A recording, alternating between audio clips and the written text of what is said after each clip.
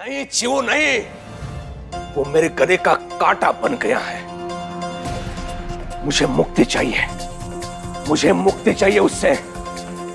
यदि आज कोई उसकी हत्या कर दे तो मैं उसके बदले में कुछ भी देने के लिए तैयार हूं, कुछ भी। हरिओम। लोग भर भर के उसके दर्शन करने आ रहे हैं शिरडी में। इस गांव के लोगों के दृष्टि में न जाने वो क्या बन गया है। सबके सामने उसने राणू जी को ठीक किया, सबके सामने उसने अप्पा जी की फसल बोली के लिए तैयार करवा दी, शक्ति प्रदर्शन किया सबके सामने उसने, और केवल मैं देखता रहा, केवल देखता रहा मैं। शक्ति प्रदर्शन किया उसने, वो उस साई ने? 4 भूखे गरीबों को साथ खड़ा करके कोई शक्तिशाली नहीं हो जाता है दादा। अगर असली शक्ति किसी के पास है ना तो वो अंग्रेज सरकार के पास है, तुम्हारे पास है दादा। शिरडी में तुम आज भी जो चाहो वो आदेश बन जाता है दादा। सरकार, अनुमति हो तो प्रार्थना करूं? तेरी पुश्ते यहाँ दास बन के रही, यहीं पे मरी, पर आज तक किसी की हिम्मत नहीं हुई थी चलती बात में मुंह घुसाने की। तुझ में कहां से आ गई रे इतनी हिम्मत? हाँ? नहीं दादा, ये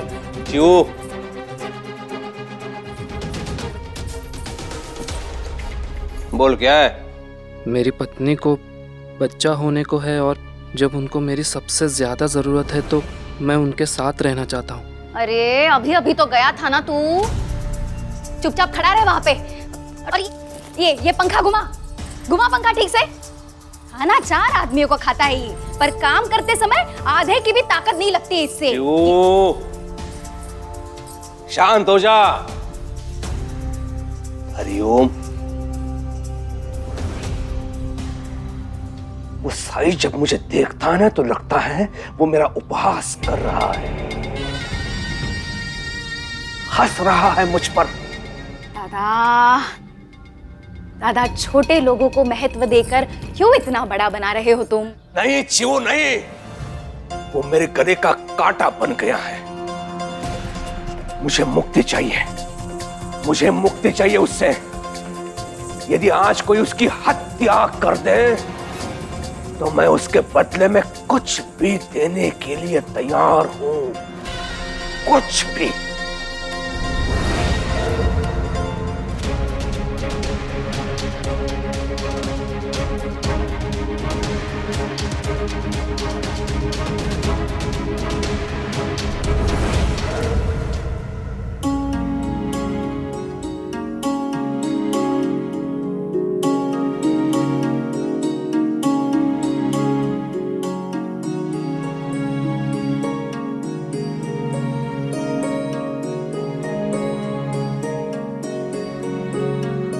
आज कितने दिनों बाद मंदिर जाके आरती कर सकेंगे और भोग भी लगा सकेंगे। चलिए।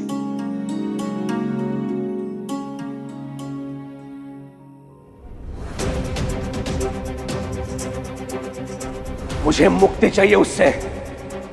यदि आज कोई उसकी हत्या कर दे तो मैं उसके बदले में कुछ भी देने के लिए तैयार हूं। अगर मैं ये कर दूं तो संभव है कि कुलकर्णी सरकार मुझे अपने परिवार के पास जाने की अनुमति दे दे। हे भगवान, क्यों मुझे मजबूर कर रहे हो? मैं जो सोच रहा हूं वो सोचना भी पाप है।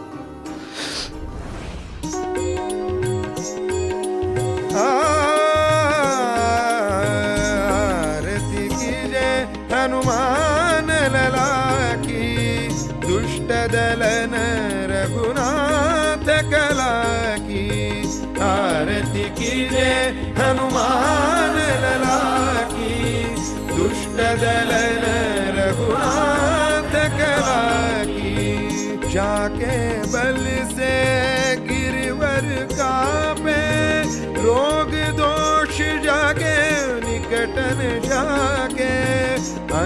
धनिपुत्र महाबलदाई।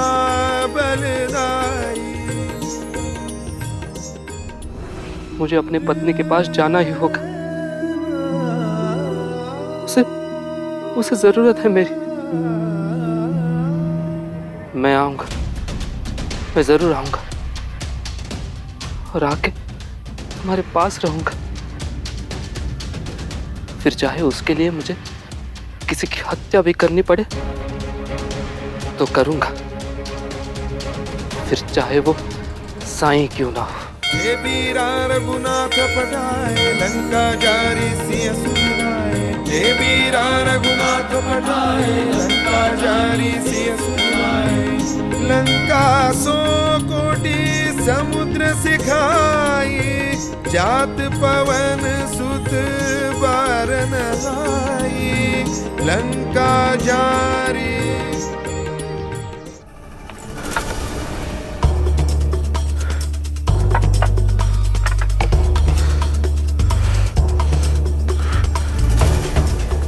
यही समय है, गांव के लोग मंदिर में होंगे। और साईं खंडर में मिले तो अभी क्या भी। आरती कीजिए हनुमान लला की। दुष्ट दलन रघुनाथ लला की। आरती कीजिए हनुमान।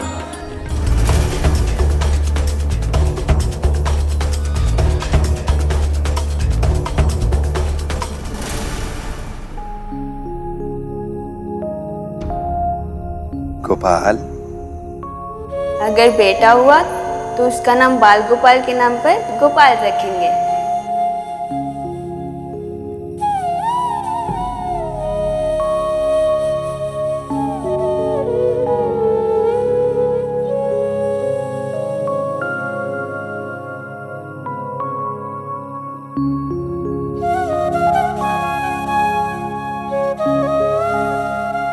गोपाल, मेरा बाल गोपाल। गोपाल,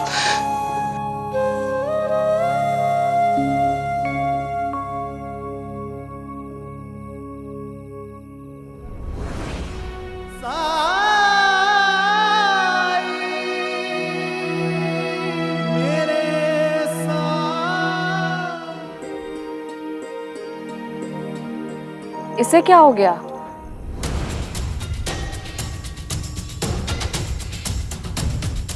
जैसे किसी से भाग रहा है।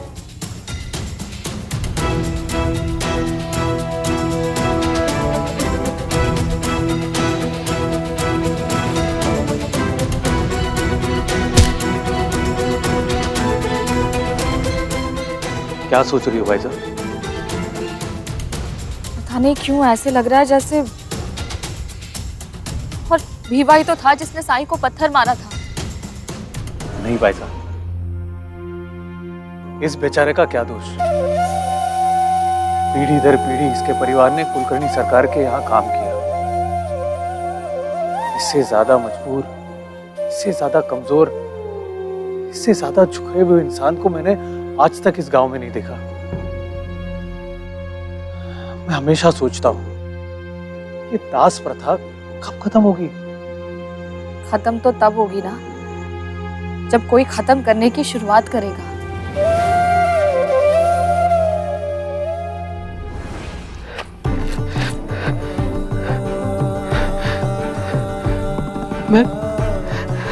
मैं नहीं कर पाया, नहीं कर पाया। उसकी गोद में वो बच्चा, मैं कैसे मार देता उसे? तंत्र मंत्र जादू टोना ये सब करके लोगों को वश में कर लेता है। हो सकता है साईं ने अपने मायाजाल में मुझे फंसा दिया हो। यह भी हो सकता है कि उसकी गोद में जो बच्चा था वो असली ना हो। तो फिर ऐसे माया हुई बच्चे के कारण मैं क्यों वो ना करूं जिससे मुझे अपने असली बच्चे के पास जाने का मौका मिल सकता है।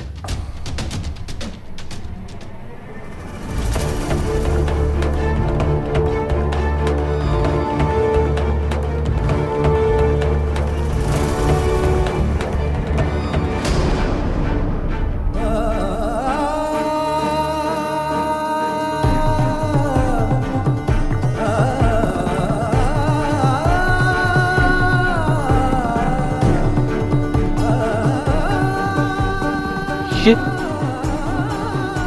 किसने किया? साईं को किसने पहले?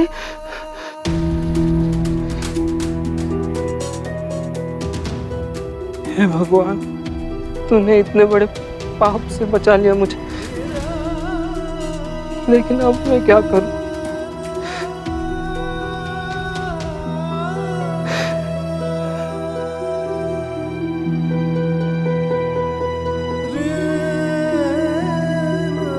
मैंने साईं को भले ही नहीं मारा, लेकिन फिर भी ये आरोप तो अपने सर ले ही सकता हूं।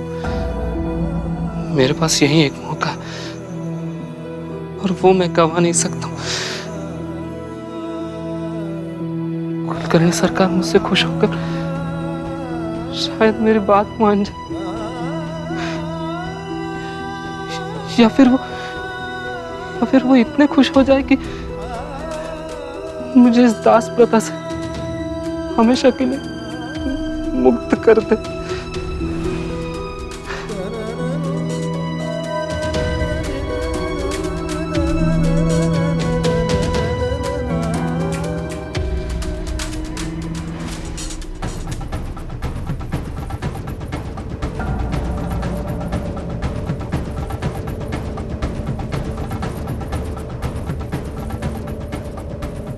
तू जानता है तू क्या कह रहा है?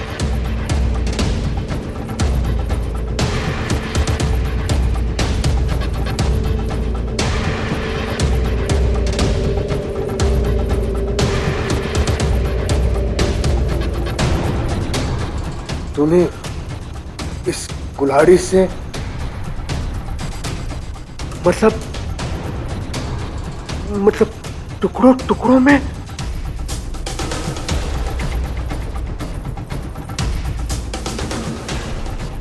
क्यों? किस लिए? सरकार, आपने कहा था ना कि कोई साईं को मार दे तो आप, मुझे लगा ये सब सुनकर आप खुश होंगे। अरे मूर्ख, वो तो मैंने कहा था, इसका अर्थ ये नहीं कि साईं को वास्तव में कोई हरिओम हरिओम हरिओम।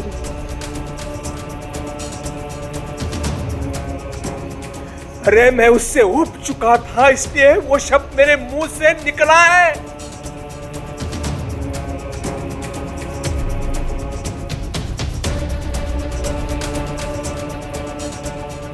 विवाह कम से कम एक बार मुझसे पूछ तो लेता।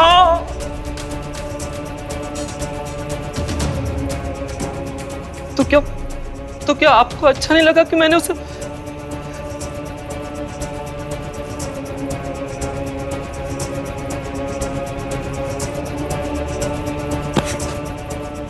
तू मेरा दास है, दास। दास का अर्थ समझता है? हाँ? मुझसे पूछे बिना तेरा सांस लेना भी वर्जित है।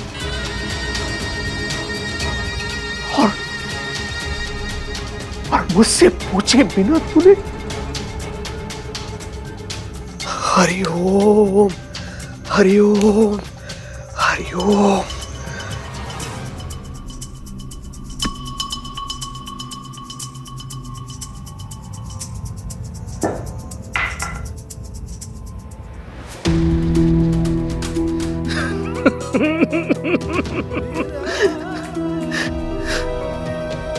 छुट्टी।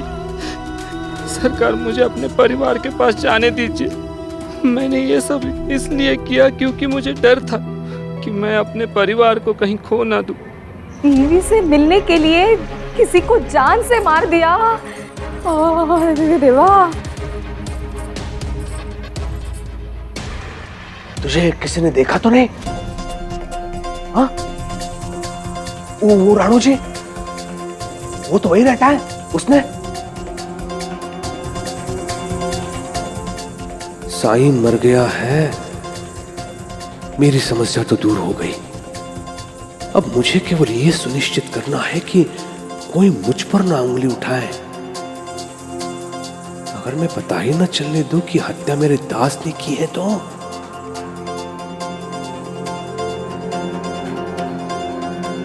सरकार मेरी बीवी से मिलने के लिए मुझे छुट्टी दे दीजिए सरकार, मुझे छुट्टी दे दीजिए सरकार।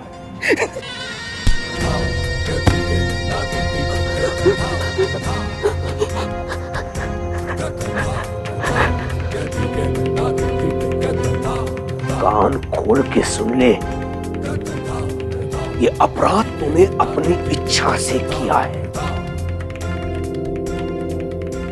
और जब तक पुलिस नहीं आएगी तब तक तू कहीं नहीं जाएगा, क्योंकि तू बाहर गया तो सबको तुझ पर संदेह होगा और जब तक सब कुछ शांत नहीं हो जाता तुझे यही रुकना होगा।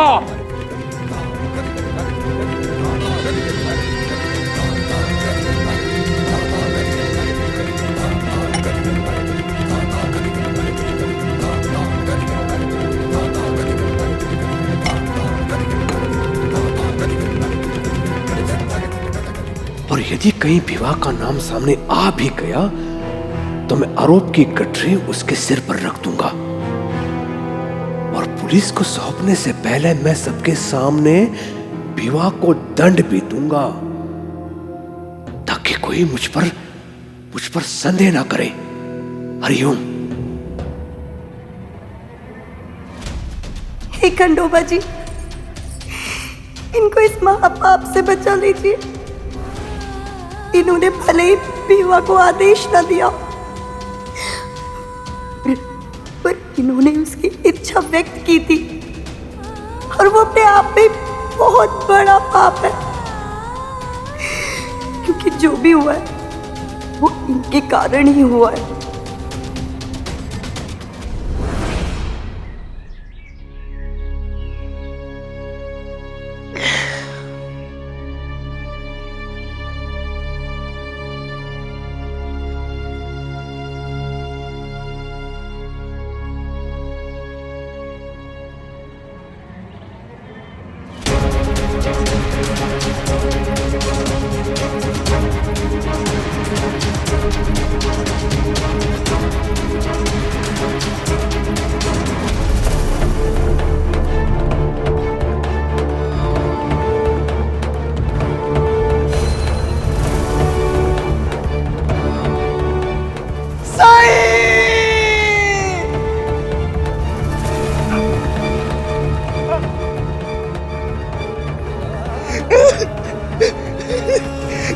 किसी ने मेरे साई की हत्या कर दी।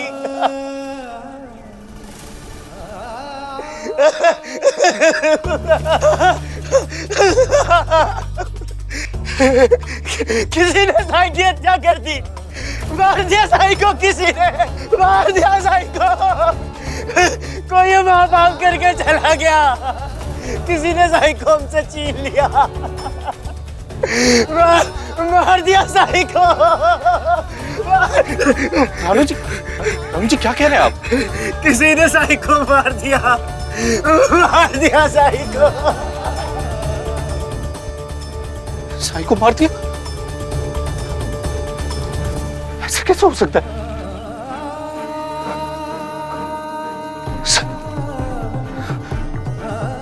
साई को मार दिया?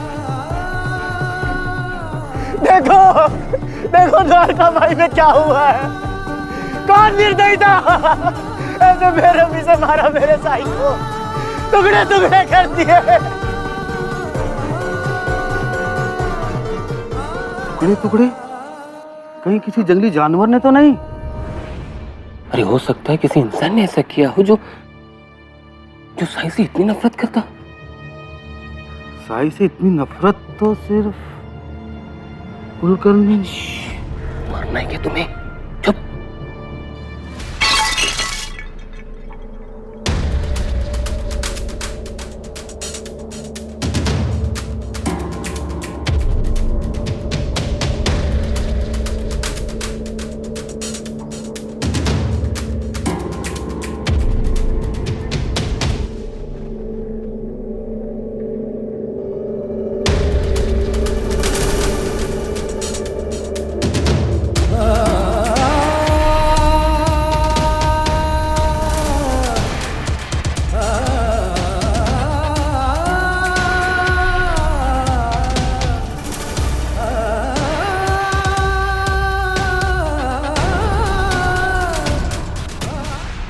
ये सच नहीं हो सकता। साई पर कोई आज भी आती है तो उसका आभास मुझे हो जाता है। फिर इस बार भी तो होता नहीं। भाईजान का मैंने अपनी आंखों से देखा है। मुझे वहां जाना है। मुझे अपनी आंखों से देखना है। मत जाइए भाईजान का, आप देख नहीं पाएंगी। मुझे जाना है वहाँ। भाई साहब आप यहीं रुकिए, हम लोग जाकर देखते हैं। बेटा है वो मेरा, मुझे जाना है, मुझे देखना है उसे। भाई साहब आप रुकिए। छोड़िए मुझे, मुझे साई के पास जाना है, छोड़िए मुझे। भाई साहब, पूरे गांव में खबर फैल चुकी है कि साई की हत्या कर दी है किसी ने। यही सही समय है वहां जाने का। नहीं नहीं सरकार, मुझे दोबारा मत ले जाइए वहां सरकार। मैं वो सब नहीं देख पाऊंगा सरकार। मुझे कौन है तो? कौन है तू?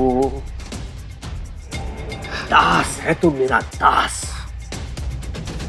और दास कभी निर्णय नहीं देते। मुझे वही करना होगा जो मैं कहूंगा। हरिओम, इसे लेके चलो। नहीं सरकार, मुझे घर जाना है सरकार। सरकार मुझे डर लग रहा है सरकार। सरकार मुझे छोड़ दीजिए, मुझे घर जाना है सरकार। सरकार मुझे छोड़ दीजिए।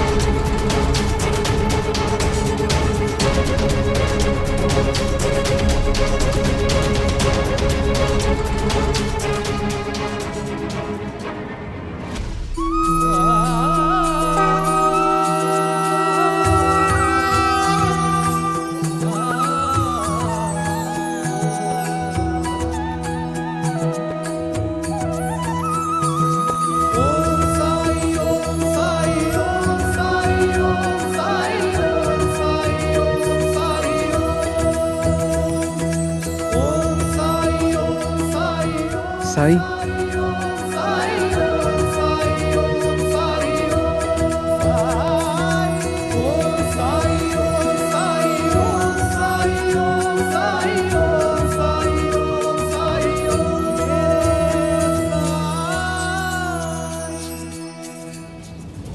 साई जिंदा है?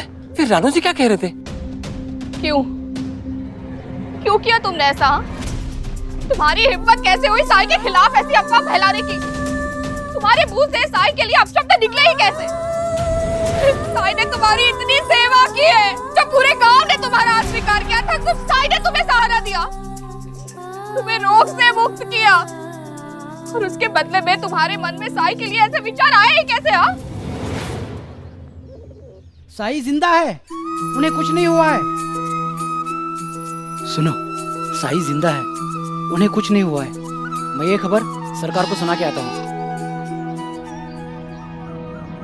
सरकार, साई जिंदा है, उन्हें कुछ नहीं हुआ है।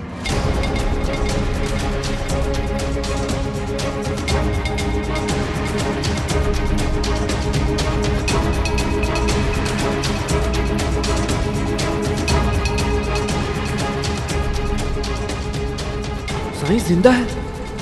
मतलब मैंने जो देखा था वो? इसका मतलब है कि मुझे सजा नहीं होगी। लेकिन इसका मतलब ये भी है कि अब कुलकर्णी सरकार मुझे छुट्टी नहीं देंगे। मैं अपनी पत्नी के पास नहीं जा सकूंगा।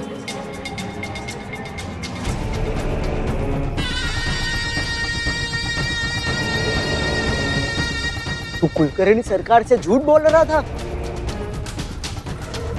इसलिए अपनी छुट्टी के लिए? नहीं, मैंने अपनी आंखों से देखा है। विश्वास करिए मेरा। और मैं अकेला नहीं, वो वो भी तो कह रहे थे। आंखों से देखा? इसका क्या मतलब है? तू कह रहा था कि तूने किया। ले चलो इसे। तुझे क्या लगा कि तू बच जाएगा? चल। ऐसी अफवाह फैलाने से पहले तुम्हें समझना चाहिए था कि तुम सपना देख रहे थे। भाई साहब, मैं साई के बारे में ऐसी झूठी बात क्यों फैलाऊंगा? मैंने खुद अपनी आंखों से देखा है। अब आप लोगों को कैसे समझाऊं, जबकि मुझे खुद समझ नहीं आ रहा है कि ये हुआ क्या। अब ये रहस्य तो सिर्फ साई सुलझा सकते हैं।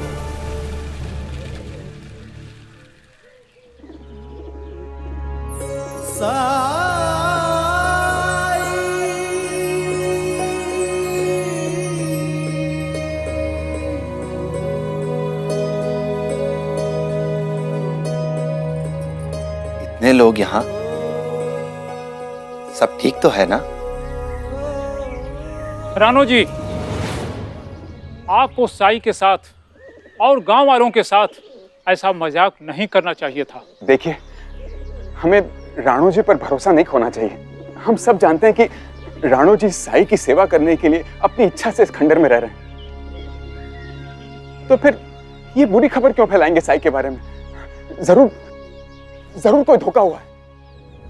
बड़े बुजुर्गों को पूछेंगे तो यही कहेंगे कि ऐसे बुरे सपने का मतलब है कि साई की उम्र अब 100 साल की हो गई है। लेकिन सपना नहीं था वो।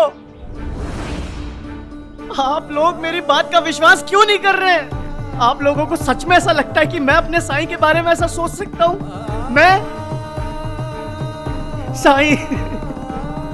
साईं, आप तो जानते हैं ना मैंने क्या देखा है। आप बताइए ना इनको।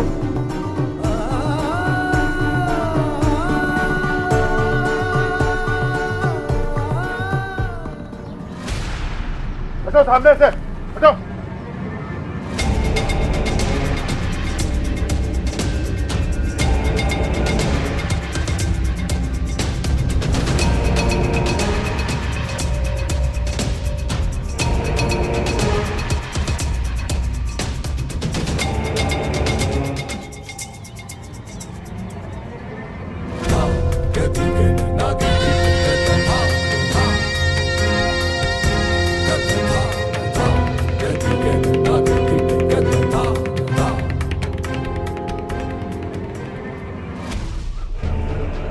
पहले अकेले थे तो गांव के लिए समस्या बन जाया करते थे। अब तो एक जमुरा भी साथ में हो गया है तुम्हारे। चल क्या रहा है? क्या चाह रहे हो? गांव वालों की भावनाओं के साथ खिलवाड़ करके?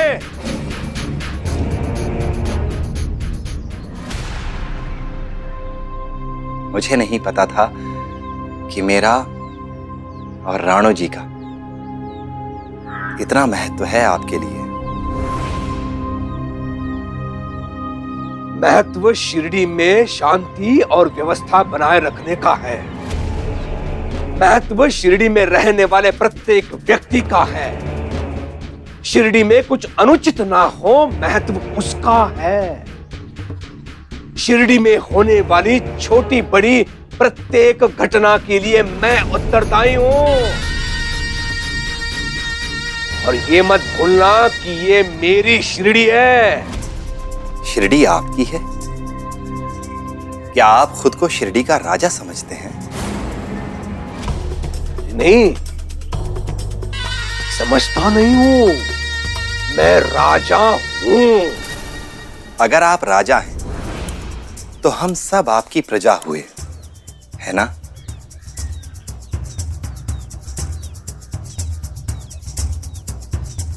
अगर आपकी प्रजा आपसे कुछ मांगे, तो क्या आप दे सकेंगे? निर्भर करता है कि क्या मांगा जाता है। चिंता मत कीजिए, मैं जो कुछ भी मांगूंगा वो यहां मौजूद है।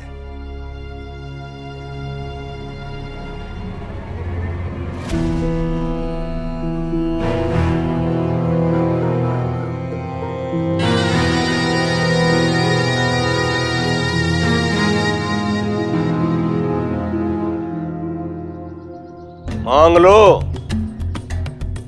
जो चाहिए वो मांग लो। ठीक है, तो मैं जिस पर भी हाथ रख दूं वो मेरा हो जाएगा।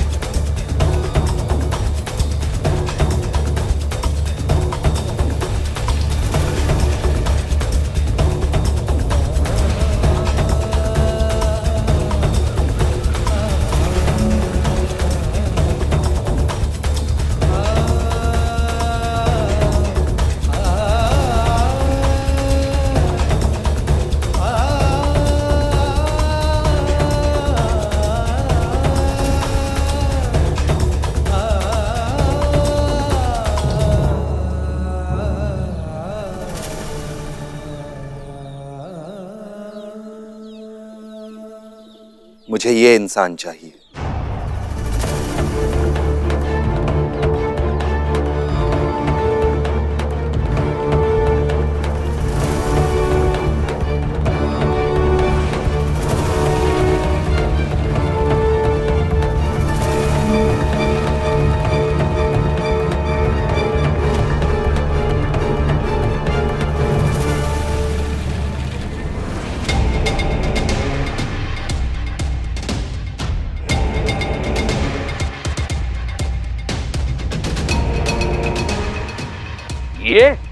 ये आपका है ना? हाँ, ये मेरा दास है। इसे मुझे सौंप दीजिए।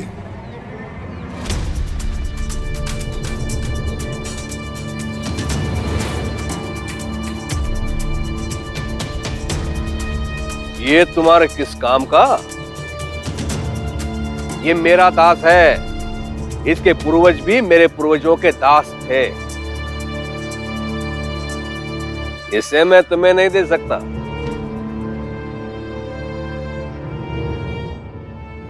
राजा के लिए क्या असंभव? और आपने वचन दिया है कि मैं जो मांगूंगा आप देंगे।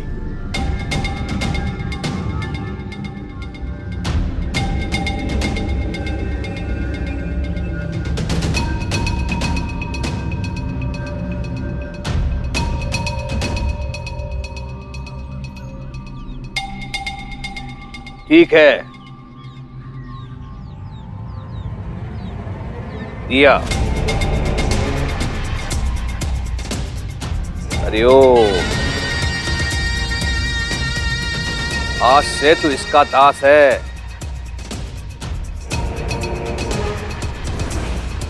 पहली बार देख रहा हूं किसी बैरागी को दास को रखते हुए। अब ये भी देखता हूं कि तू कैसे पालता है इस दास को। तेरे अपने खाने का तो ठिकाना है नहीं। भिक्षा ले लेके अपना पेट भरने वाला दास का पेट कैसे भरेगा? तुम्हें पता नहीं है कितना खाता ये। 2 दिन में तेरी बुद्धि ठिकाने आ जाएगी और अपने आप लेके आएगा तू इसे मेरे पास। हरिओम।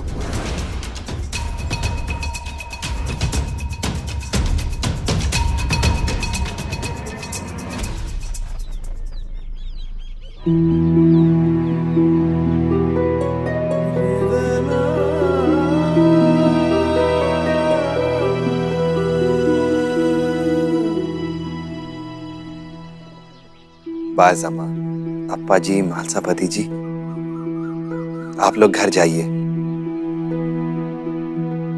मैं बिल्कुल ठीक हूं। अल्लाह मालिक।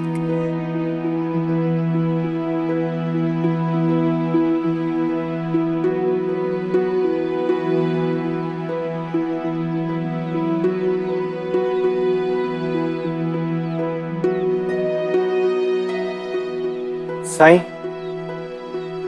मैं पानी लेकर आता हूँ।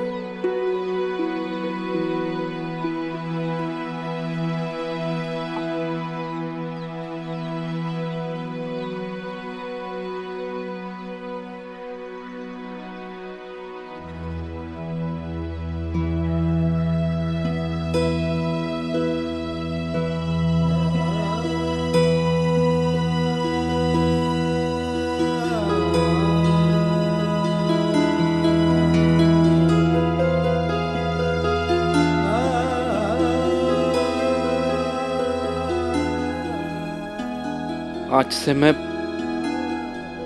आपका दास हूं। आपका हर आदेश मैं मानूंगा।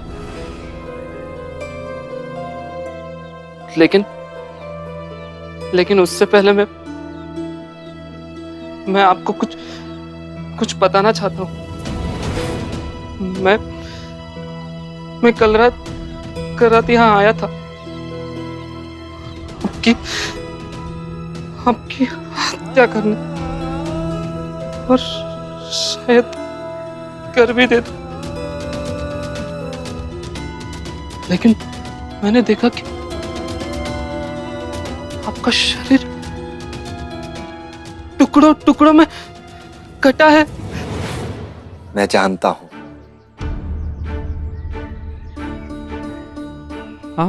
आप जानते हैं तो मुझे क्यों मांगा? क्या आप मुझे सजा देना चाहते हैं? मुक्त करना चाहता हूं तुम्हें इस दास प्रथा से।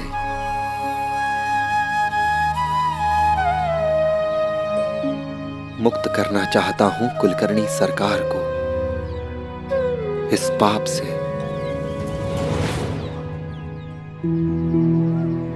मुक्त?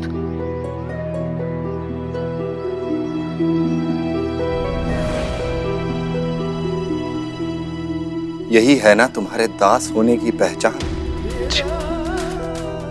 बचपन में ही पहना दिया जाता है। अगर कोई दास कभी भाग भी जाए तो इससे उसकी पहचान की जा सकती है।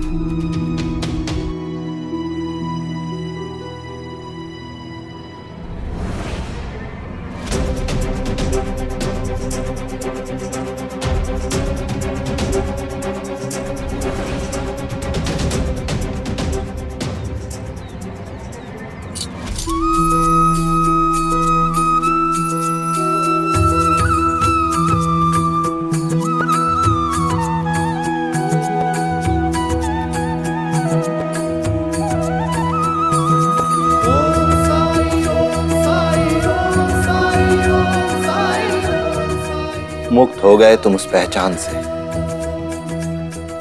यही तुम्हारे दास होने की पहचान थी ना? अब से तुम्हारी एक ही पहचान होगी भीवा, कि तुम एक इंसान हो बाकी सबकी तरह।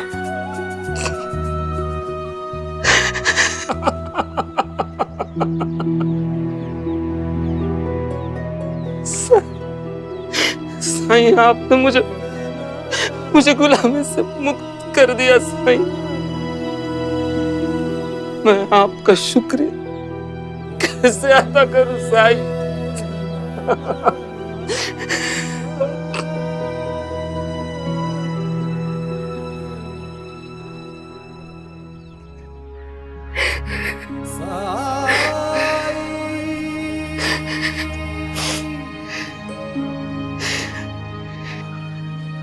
जाओ भीवा, तुम्हारी पत्नी तुम्हारी राह देख रही है। जाओ उसके पास।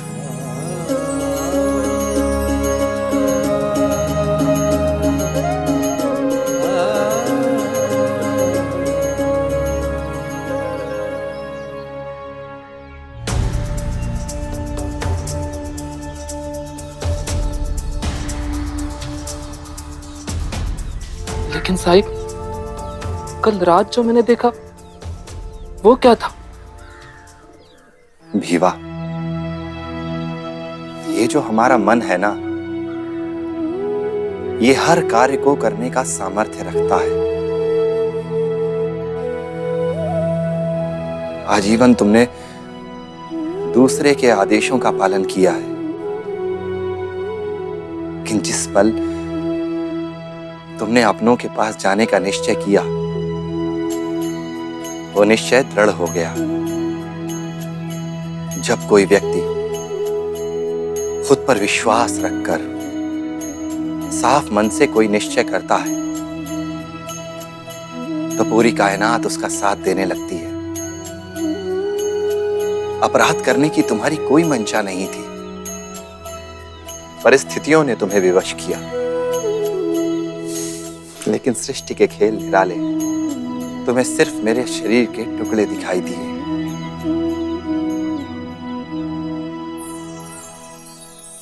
जब कोई अपना मन एकाग्र कर लेता है तो असंभव कार्य को भी संभव बना लेता है। रास्ते में आने वाली बड़ी से बड़ी परेशानी भी केवल नाम मात्र की रह जाती है। उसका होना ना होना कोई मायने नहीं रखता। मायने रखता है तो सिर्फ उद्देश्य और खुद पर विश्वास।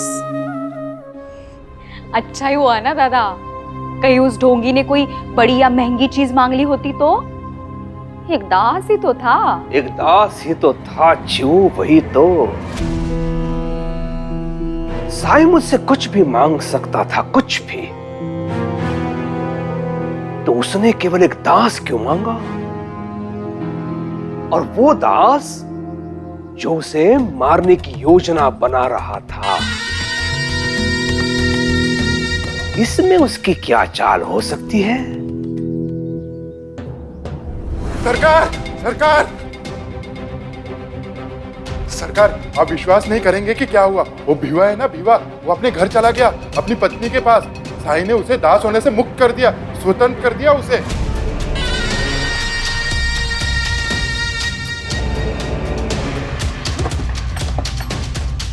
ये तुझे भिवा ने बताया? और भिवा ही नहीं, गांव में सब इसके बारे में बात कर रहे कि साई ने भिवा को मुक्त कर दिया। समझ ये नहीं आ रहा है कि अगर उसे जाने ही देना था तो साई ने उसे मांगा ही क्यों?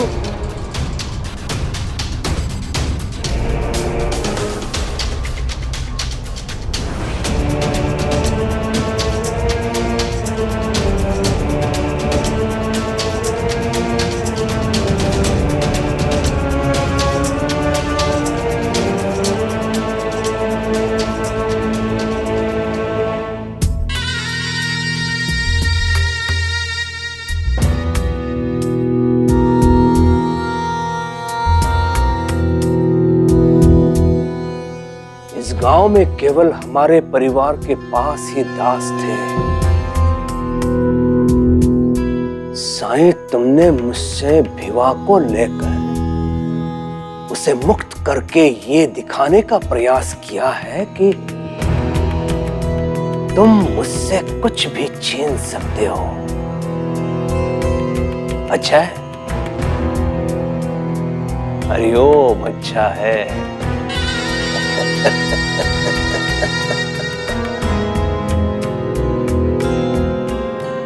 देखता हूं तू मुझसे और क्या क्या छीन सकता है। मैं भी देखता हूं तू कितना शक्तिशाली।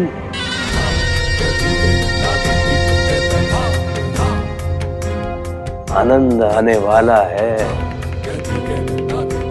इस नए युद्ध में। मुझे बहुत आनंद आने वाला है।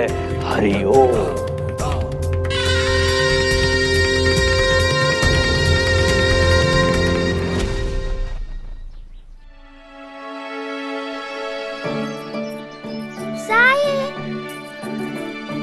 साईं, आज विद्यालय के बाद हमने सोचा हम आपसे मिलने चले आते हैं। आओ, आ जाओ।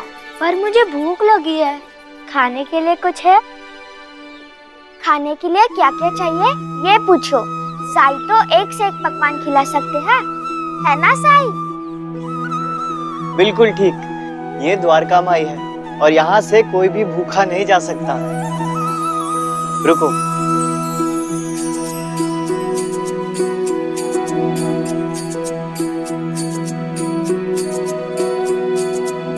ये लो।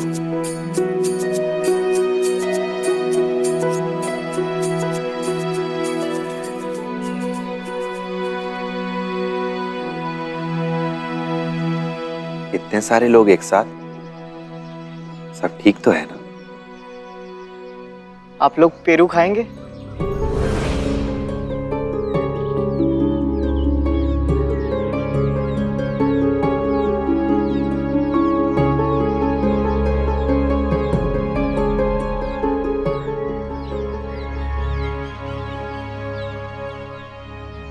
पाऊंगा।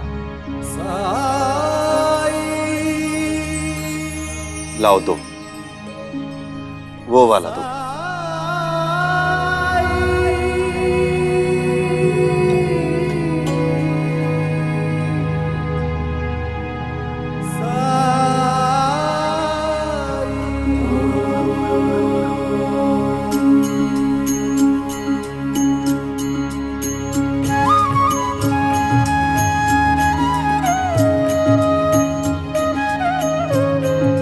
साई, हम सब चाहते हैं कि आपके पास बैठे,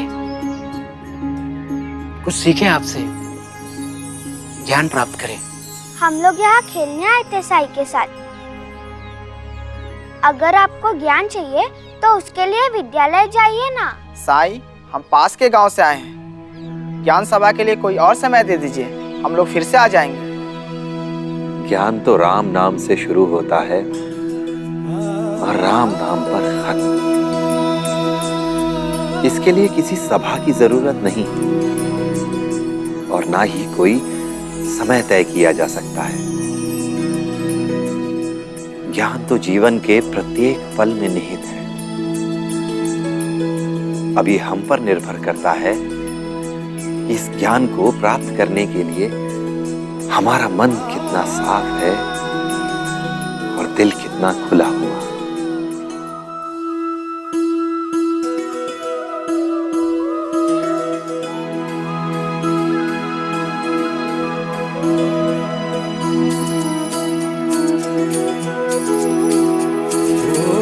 हरि के नाम की चले निरंतर धुन, यूं ही मन में सुबह हो शाम। हरे कृष्णा हरे राम, हरे कृष्णा हरे राम, हरे कृष्णा हरे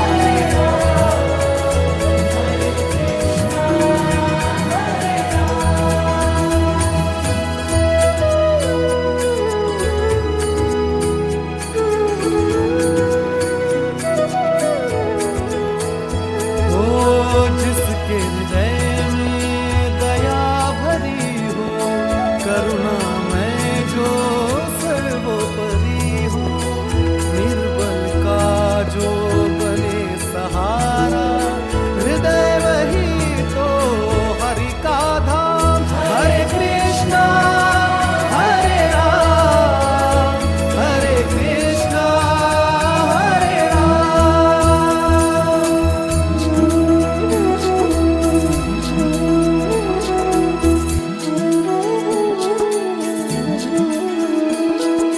जाति धर्म का भेद नहीं हो, मानवता में छेद नहीं हो, टंटा बखेड़ा खेद नहीं हो, तीरथ वही है पावन जाम।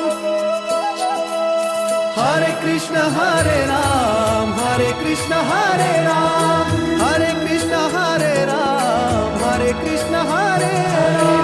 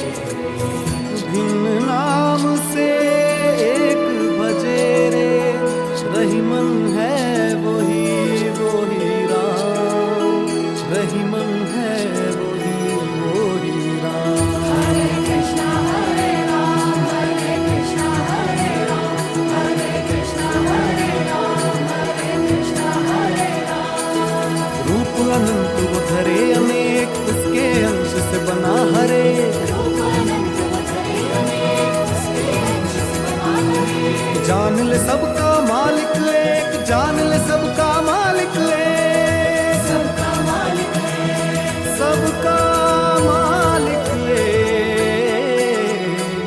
सबका मालिक एक।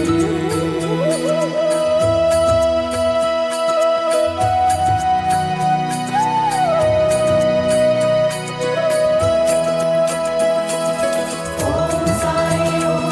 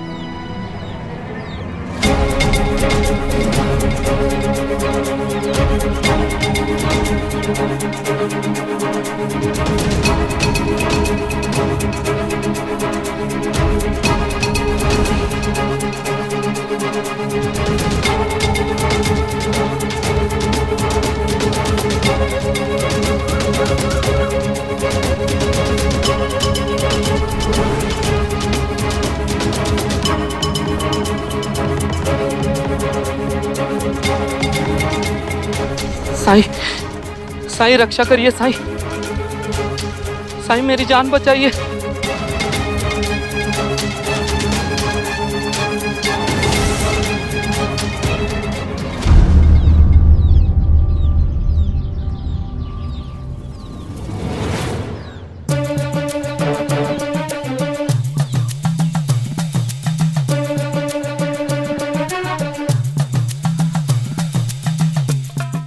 आप कौन?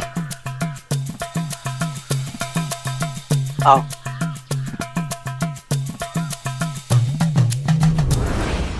आप लोगों ने मेरी जान बचाई, पता नहीं मैं आपका ये उपकार कैसे चुकाऊंगा। ईश्वर ने ही आपको भेजा मेरी सहायता करने, नहीं तो अचानक इस वन में आप मुझे तभी क्यों मिलते जब मुझे आपकी जरूरत पड़ी। इसे ही चमत्कार कहते हैं। तुम कुछ खाओगे? मेरे पास कुछ है।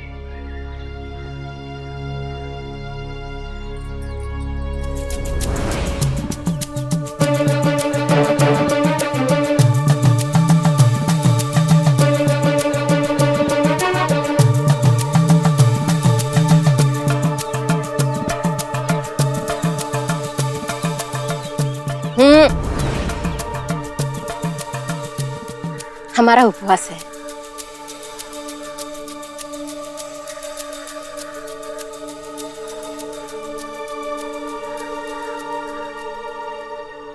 वैसे तुम किसे पुकार रहे थे?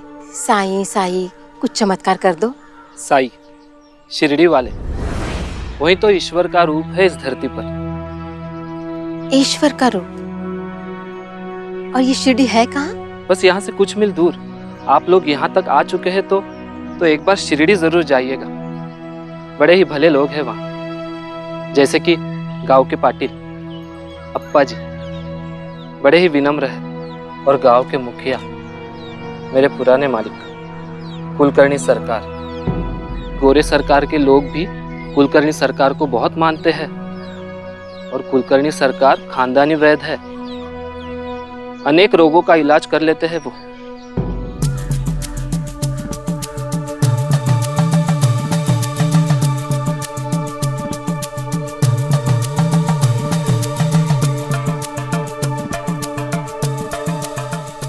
और वो साई, उसके बारे में कुछ और बताओ। वो खुद को बैरागी कहते हैं, लेकिन वो भी इलाज कर लेते हैं सबका। बस उनके इलाज का ढंग थोड़ा अजीब है।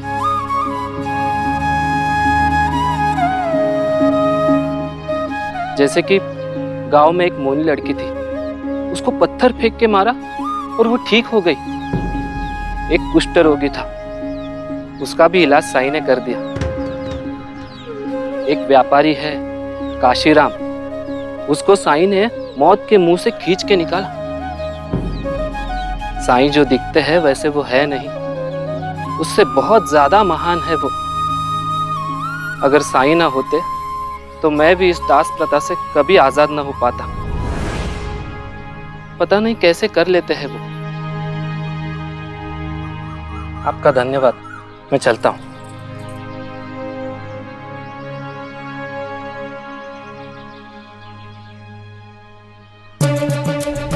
वाह, इसने साई के बारे में जो कहा, क्या संभव है कि ऐसा इंसान हो सकता है? क्या ऐसे चमत्कार कर सकता है वो? हो सकता है कि वो भी हमारी तरह एक ठग हो। हो सकता है हमारे जैसा हो, लेकिन हमसे अच्छा नहीं। और ये शिरडी हमारे लिए सबसे अच्छी जगह है, जहाँ के लोग अंधविश्वासी हैं। किसी साई को एक चमत्कारी बाबा मानकर उस पर विश्वास कर रहे हैं। और जहां अंधविश्वास वहां के हम सिकंदर। और ऐसे अंधविश्वासी लोगों से माल ऐंठना बहुत आसान होता है।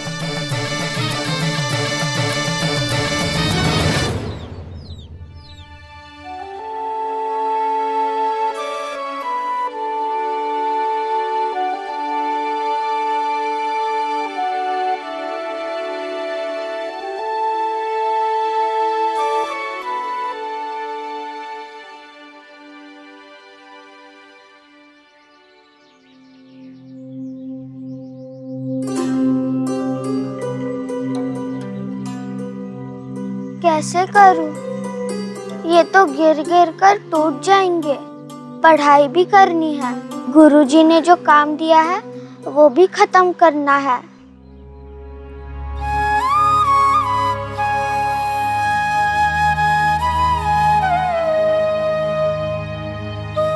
लक्ष्मी, साई, लाओ मैं मदद करता हूँ। आप गोबर को हाथ मत लगाइए। गांव में ये काम मैं और आई ही करते हैं। बाकी कोई भी गोबर को हाथ नहीं लगाता है। अगर मैंने आपको ऐसा करने दिया तो गांव वाले मुझे और मेरे आई को सजा देंगे। ठीक है, मैं तुम्हें किसी मुश्किल में नहीं डालना चाहता, लेकिन फिर भी मदद कर सकता हूँ। लेकिन कैसे? रखो इसमें, पकड़ो।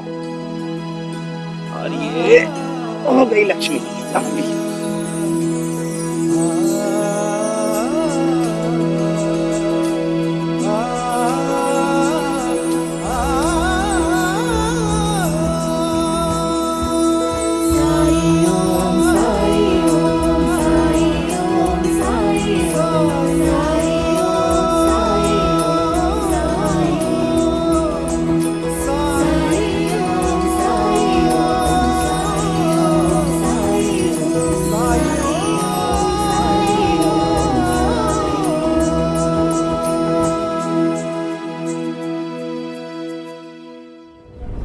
अगर शिरडी वालों ने पूछा कि हमने शिरडी गांव क्यों चुना है तो क्या मतलब? मतलब ये कि उस गांव में पहले से एक कुलकर्णी है जो कि एक वैद्य भी है, और दूसरी तरफ वो फकीर जिसने रानो जी, मोनी और काशीराम का इलाज किया है। तो हमारा उस गांव में क्या काम? मतलब ये कि हमारी कोई जरूरत तो होनी चाहिए ना वहाँ।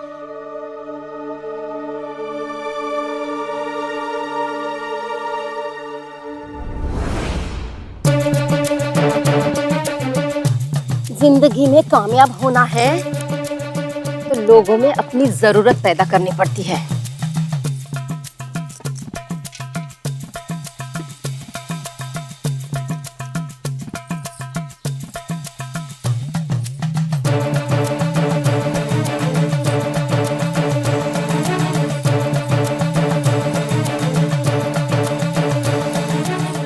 हम ये कहेंगे कि हम वहां अपनी मर्जी से आए ही नहीं, हमारे इष्ट देवता के आदेश पर हम आए हैं। लोगों को पत्थरों में भगवान होने का विश्वास बहुत जल्दी हो जाता है। शिरडी में अगर कोई महत्वपूर्ण आदमी है तो वो है कुलकर्णी। एक बार कुलकर्णी अपने चंगुल में आ गए तो बस शिरडी लूटना आसान हो जाएगा। हम शिरडी में कुलकर्णी सरकार के कृपा से ही बसेंगे। शिरडी वासियों, हमारे स्वागत के लिए तैयार हो जाओ। अपनी अपनी तिजोरियां खोल के रख दो। वो आदमी कह रहा था, कौन है वो? अप्पा पाटिल। अप्पा पाटिल? हाँ, लगता है ये अप्पा पाटिल वही है जिसके पास वो पुश्तैनी हीरे जड़ित खंजर है।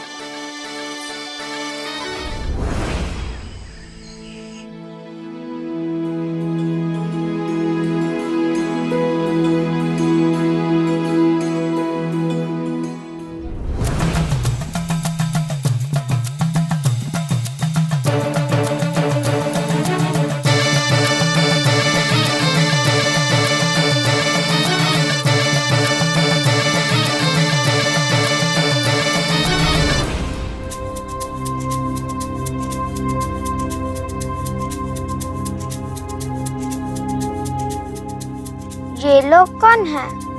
पहले कभी नहीं देखा मैंने इनको। शिरडी के लोगों को कुछ पाठ पढ़ाने आए हैं। पाठ? कैसा पाठ? जैसे आप पढ़ाते हैं या गुरुजी? पाठ तो हर कोई पढ़ा सकता है लक्ष्मी। अभी हम पर निर्भर करता है कि हम किसी से क्या सीखते हैं। मुझे लगता है शिरडी के लोगों को कोई बहुत महत्वपूर्ण पाठ पढ़ाया जाने वाला है। कुछ लोग हमें संभाल कर संभलना सिखाते हैं, कुछ लोग गिरा कर संभलना सिखा जाते हैं। किसी का भी हमारे जीवन में आना अकारण नहीं होता। जो भी हमसे मिलता है उसकी इस जीवन में कोई ना कोई भूमिका जरूर होती है। ये लोग कौन है? पहले कभी नहीं देखा मैंने इनको। शिरडी के लोगों को कुछ पाठ पढ़ाने आए हैं। पाठ? कैसा पाठ? जैसे आप पढ़ाते हैं या गुरुजी? पाठ तो हर कोई पढ़ा सकता है लक्ष्मी। अभी हम पर निर्भर करता है कि हम किसी से क्या सीखते हैं।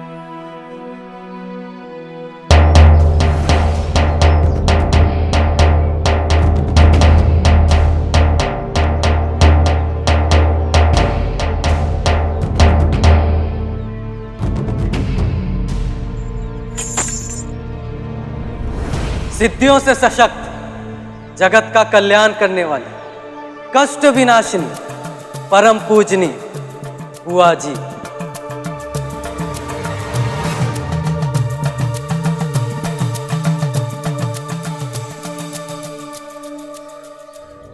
आप लोगों का शिरडी में कैसे आना हुआ?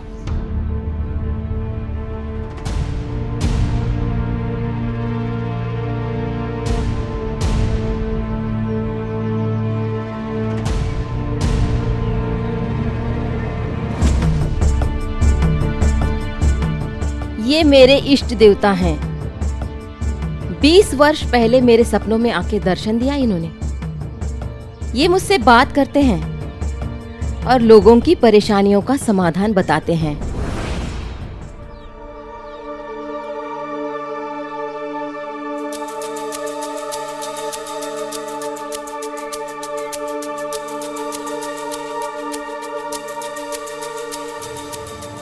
मृत्यु के मुंह से लौटा काशीराम,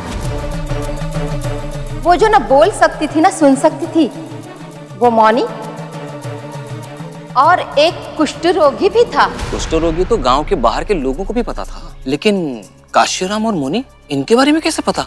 मेरे इष्ट देव सब बता रहे हैं मुझे। उन्होंने ये भी कहा कि जाओ, शिरडी जाओ, शिरडी पर आने वाले भारी संकट से तुम ही उन्हें बचा सकती हो।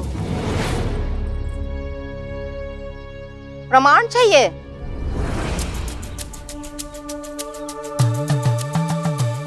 एक लोटा पानी मिलेगा?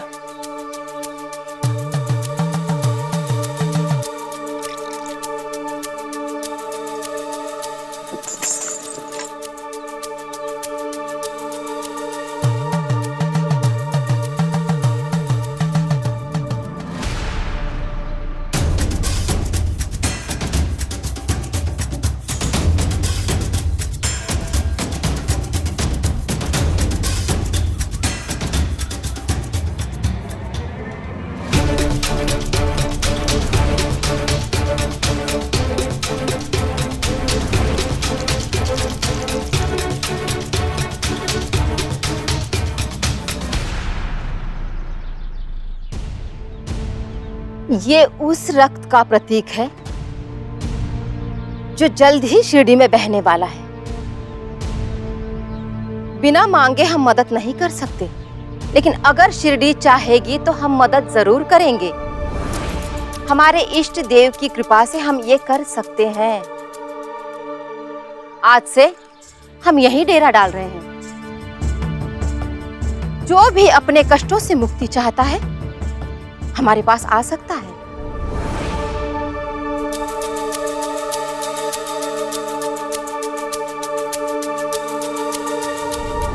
ये तो बस शुरुआत है। अभी यहाँ के मूर्ख जनता को लूटने से शुरुआत करते हुए अप्पा पाटिल के वो खंजर तक पहुंचना है। भाई साहब, दशहरा आ रहा है, इसे साफ करके तैयार करना होगा। एक बात कहूं भाई साहब, इस खंजर का मूल्य इस रत्नों से कहीं अधिक इस बात से है कि ये हमारे कुल का इतिहास है। मुझे आज भी वो पल याद है जब मेरे पिताजी ने मुझे ये सौंपा था। कितना गर्व हुआ था मुझे और जिम्मेदारी का एहसास भी कि मैं मेरे जीवन में कुछ ऐसा ना करूं जिससे इस खंजर पर कोई दाग आए। पर भाई साहब, कभी कभी ऐसे लगता है कि इस खंजर के लिए और भी कोई सुरक्षित जगह चाहिए। लेकिन इतने सालों में तो कुछ नहीं हुआ ना। पर समय भी तो पहले जैसा नहीं रहा है ना। लेकिन ईश्वर पर विश्वास तो अब भी वैसा ही है ना। अगर वो चाहेगा तो यहां भी सुरक्षित रहेगा, और अगर नहीं चाहेगा तो कहीं भी असुरक्षित। इसलिए सब उस पर छोड़ दीजिए।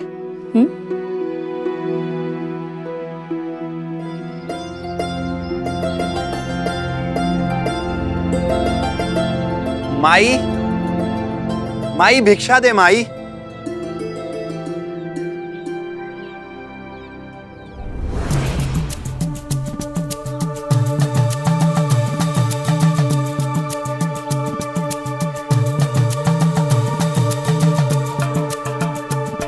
ये जगह डेरा जमाने के लिए सही है और गांव के बीचों बीच भी है।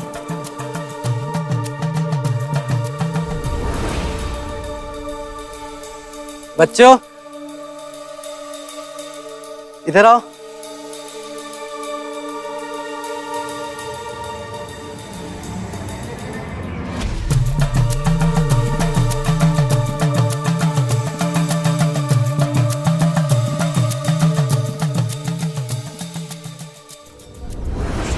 शिरडी की भलाई करने के लिए हमारे इष्ट देव ने हमें आदेश दिया है कि हम अपना शिविर यहाँ लगाएं। तुम लोग कहीं और जाके खेलो, ठीक है? हम लोग रोज खेलते हैं यहाँ। अगर आपको रहना ही है तो शिरडी में और भी अच्छी अच्छी जगह है रहने के लिए। अरे बुआ जी की इच्छा में बाधा बनी है। शांति है, कितनी शक्तियां है इनमें।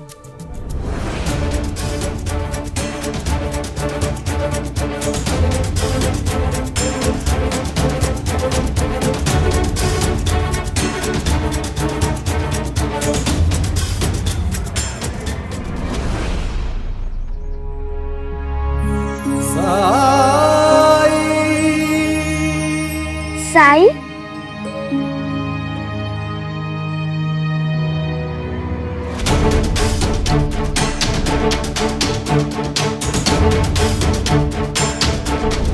साई, शिरडी वाले, वही तो ईश्वर का रूप है इस धरती पर। अच्छा, तो ये है वो चमत्कारी फकीर। इसे तो मैं संभाल लूंगी। ये बच्चे खेल रहे हैं, इन्हें मत डराओ। साई, मुझे मेरे इष्ट देव ने बताया था तुम्हारे बारे में। गरीबों की मदद करने वाला फकीर। मैं गरीब अमीर में फर्क नहीं करता।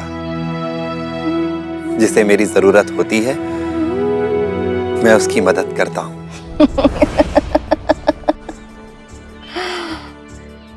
लेकिन हमें तुम्हारी कोई जरूरत नहीं है। और वैसे तुमने किया ही क्या है यहाँ शिरडी में रह के? कुछ भी बदलने वाले हम कौन होते हैं? हम तो सिर्फ पाते हैं जो वो ईश्वर हमें दे देता है, या जो ये धरती माता हमें दे दे। और अगर शिरडी में पाने के लिए कुछ नहीं होता तो आप तीनों यहाँ क्यों आते? याद रखना, ये शिरडी की धरती है। यहां जो चाहोगे वो मिलेगा, लेकिन अगर विनम्रता से मांगोगे तो। अगर अहंकार से मांगोगे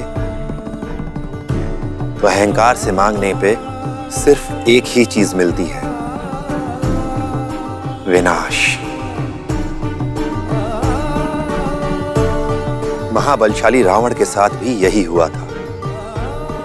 इतना ज्ञानी, इतना सिद्ध, इतना विद्वान होने के बाद भी उसका अहंकार उसे ले डूबा।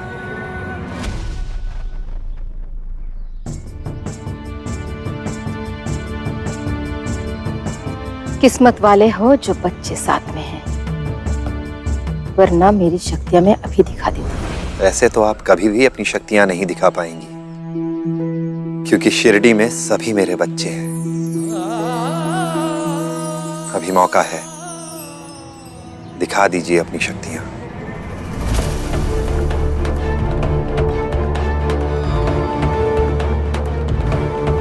शिरडी के लोग बहुत अच्छे हैं। इनकी अच्छाई का गलत फायदा मत उठाना। चलो बच्चों, चलो।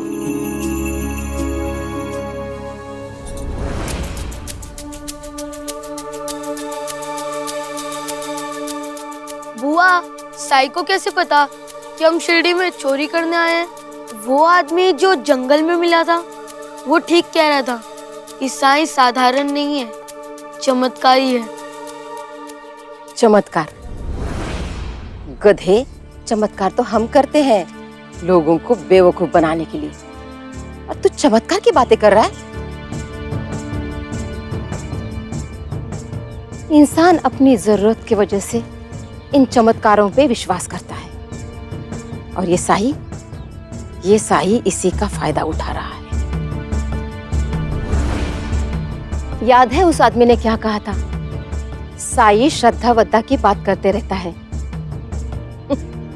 श्रद्धा से दाल नहीं गलती। यहाँ के लोग हमारे बड़े बड़े चमत्कार देखेंगे ना, तो उस साई को भी भूल जाएंगे और उसकी श्रद्धा को भी।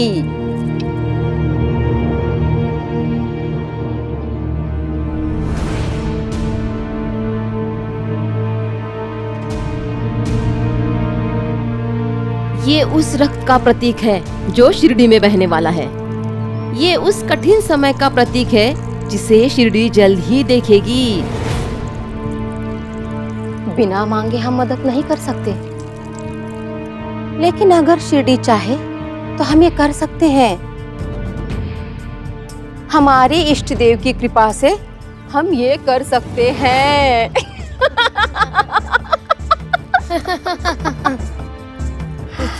फुंदरू, दुनिया सिर्फ डर समझती है। जितना डरा के रखोगे उतना दुनिया मानेगी। बाकी ये पूजा, चमत्कार, श्रद्धा सब बकवास है।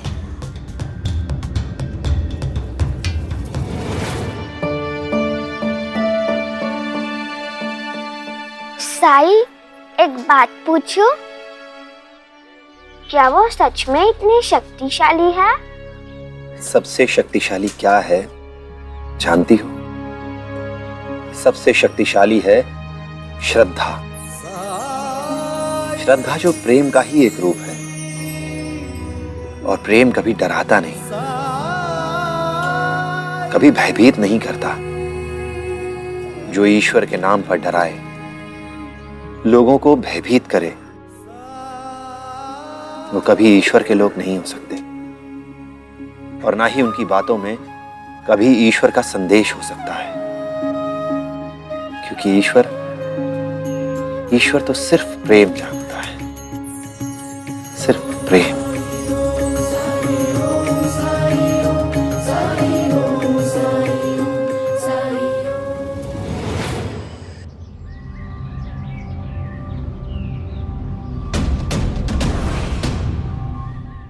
अनर्थ हो गया सरकार। पीतल का सारा सामान, पूजा के सभी दिए जिससे हम बजरंगबली की आरती करते थे, वो चुरा लिया। हरिओम। ऐसे कैसे हो सकता है,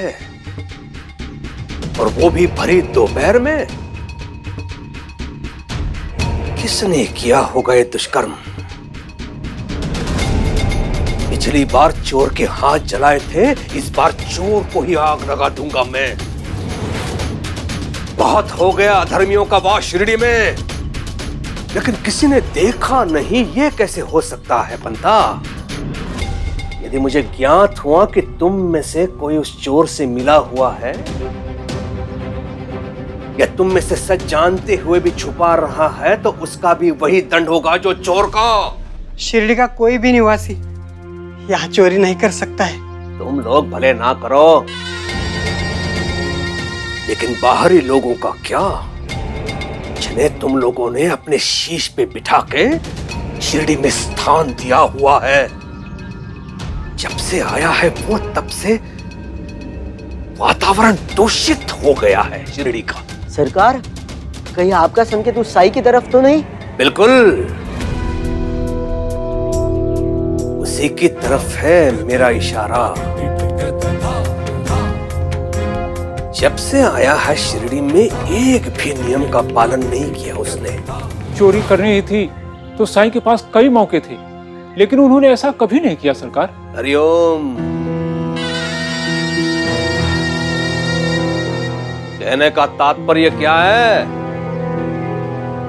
बाहर से लोग आए थे और वो चोरी करके चले गए। सरकार, आज सुबह सुबह की बात है, 3 लोग आए हैं शिरडी में, एक औरत, एक आदमी और एक लड़का।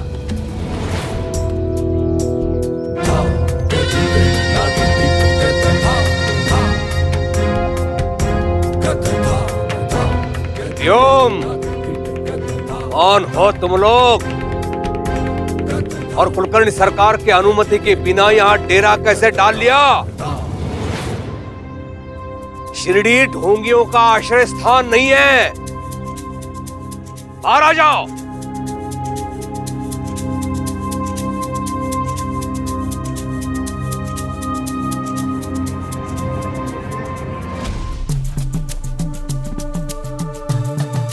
कुलकर्णी सरकार, हर गांव को आपके जैसा मुखिया मिले। सरकार की बात का जवाब दो, यहाँ क्यों आए आप लोग? पूरे गांव को विनाश से बचाने के लिए। तुम्हें किसने कह दिया कि तुम्हारी यहाँ जरूरत है?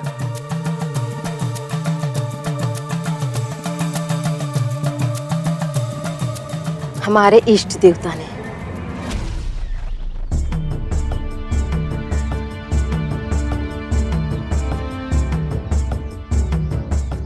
कुलकर्णी सरकार के होते हुए शिरडी को बचाने के लिए किसी और की आवश्यकता नहीं है। हरिओम। मैं जानती हूँ आप संपूर्ण हो, मैं ये भी जानती हूँ कि आप समर्थ हैं, लेकिन ईश्वर का अनन्य भक्त, एक सच्चा ब्राह्मण, वो कौन सी चिंता है जिसने आपको लंबे समय से परेशान किया हुआ है? देवता रुष्ट हैं आपसे, उनका प्रकोप और बढ़ना है।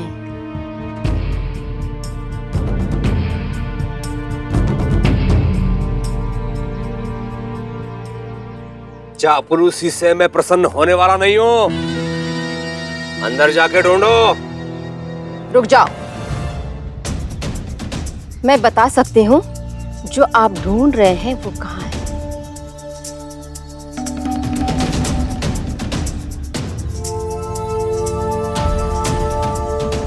कहाँ है?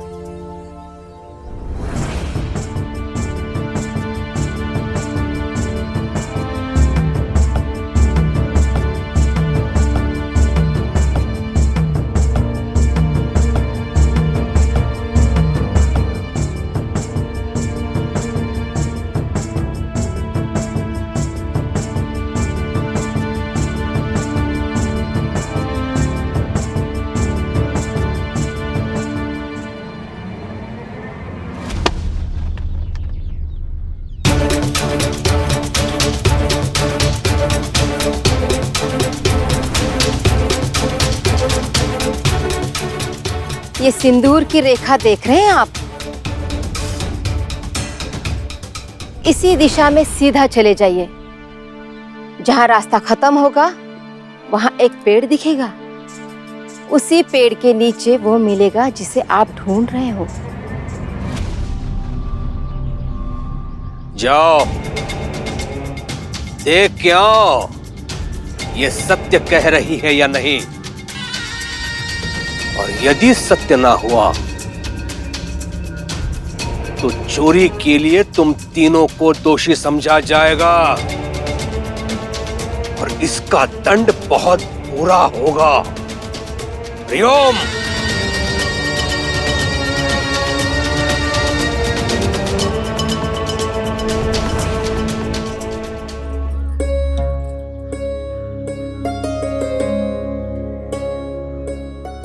क्या सोच रहे हो?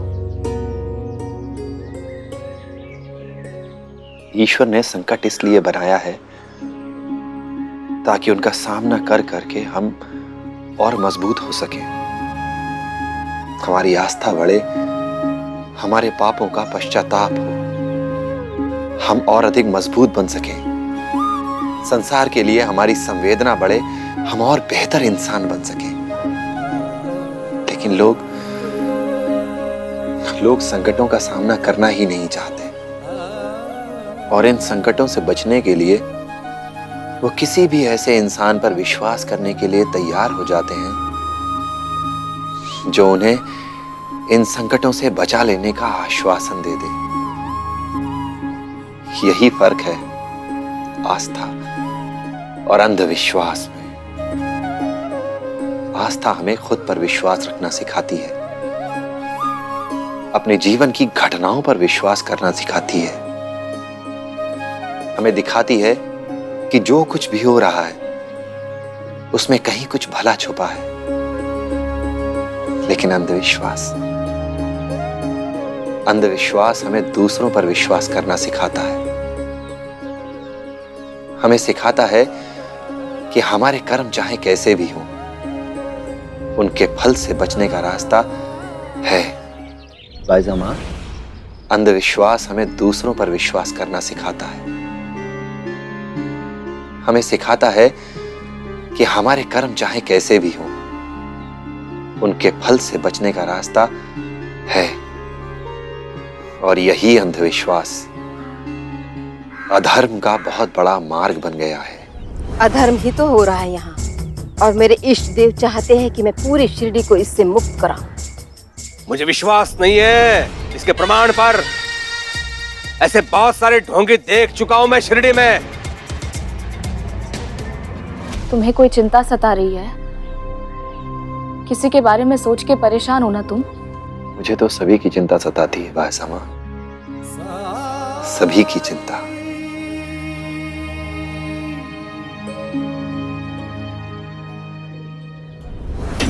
चिंता का कारण वो है उसकी शिरडी में उपस्थिति, वो जो हर दिन धीरे धीरे आपको तोड़ना चाहता है। आप तो शिरडी के सूर्य हैं, लेकिन कुछ दिनों से आपके यश, आपके कीर्ति पर उसके नाम के काले बादल छाए हुए हैं। आपकी जीत हो सकती है, लेकिन इतनी आसानी से नहीं। आप जैसे पुण्यात्मा के साथ अगर हमारी शक्तियां मिल जाए तो कुछ भी असंभव नहीं है।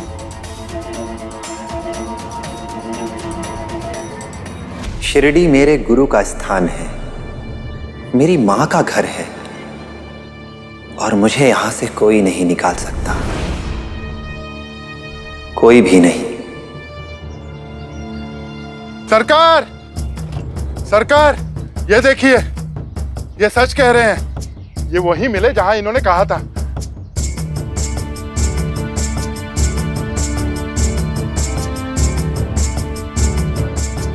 विश्वास तो हो गया, लेकिन देर हो गई। बुआ जी का ऐसा अपमान आज तक किसी धाम में नहीं हुआ। इष्ट देव ने सत्य कहा, ये जगह शापित है, और इतने अविश्वास के बाद हम यहाँ एक पल भी नहीं रह सकते। जा रहे हैं हम तो सहायता करने आए थे, लेकिन जहां का मुखिया ही हम पर विश्वास ना करे, हम वहां कैसे रहें?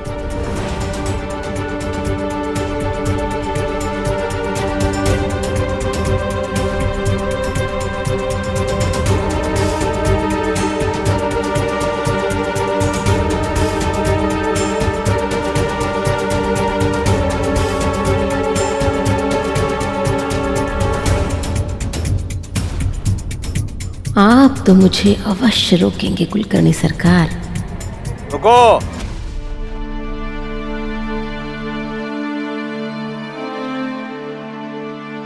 मैं कुलकर्णी सरकार शिरडी का मुखिया तुम तीनों को अनुमति देता हूं। तुम जब तक यहां रहना चाहते हो रह सकते हो, और जब तक रहोगे राशन पानी मेरे यहां से प्राप्त होगा तुम्हें। हरिओम।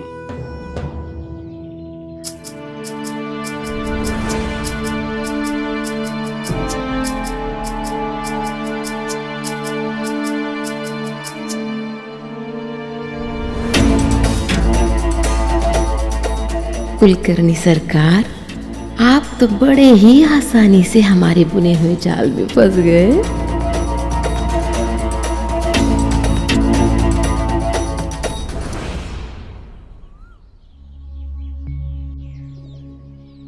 मुझे विश्वास है कि उन्हें सही रास्ता मिलेगा,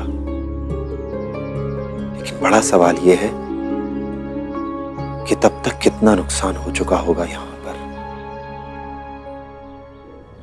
नहीं नहीं, छोड़ दो इन्हें। ये सारे सिक्के मेरे हैं सोने के। नहीं, मैं नहीं दूंगी इन्हें। नहीं, मत लेके जाओ, ये सब सिक्के मेरे हैं। बिंदु, क्या हुआ? हाँ? ठीक तो है? सिक्के सिक्के, अरे सिक्के कहाँ गए मेरे? अरे क्या हुआ? होगा क्या? अरे हाथ में आया हुआ सोना मिट्टी हो जाए तो चैन कहाँ से मिलेगा?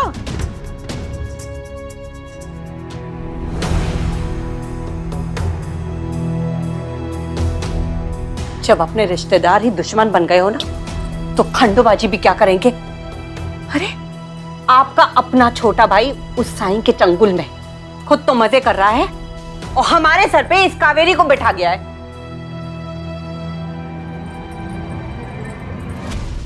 क्या ऐसे क्या देख रही है मुझे?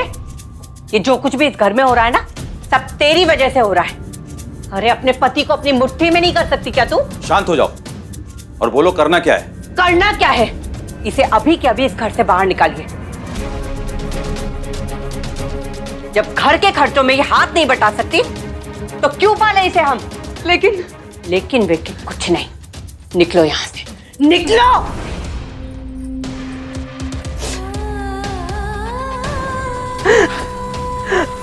मेरी क्या गलती है? आप मेरे साथ ऐसा नहीं कर सकते। ससुराल में पत्नी का अस्तित्व उसके पति से होता है, और जब तुम्हारे पति ने ही तुम्हें अस्वीकार किया है तो हमने भी यहाँ कोई धर्मशाला नहीं खोल कर रखी है तुम्हारे लिए।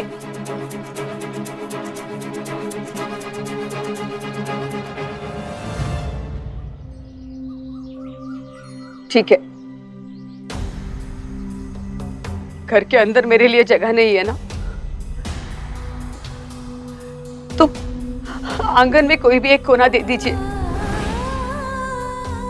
मैं यही रह लूंगी और कभी कुछ नहीं मांगूंगी।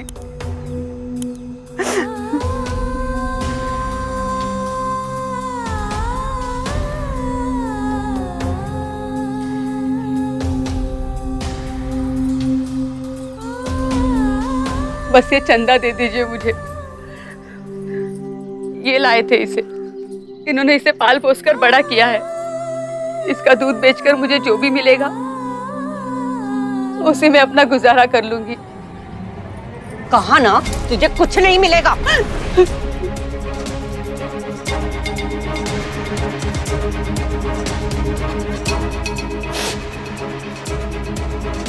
चलिए।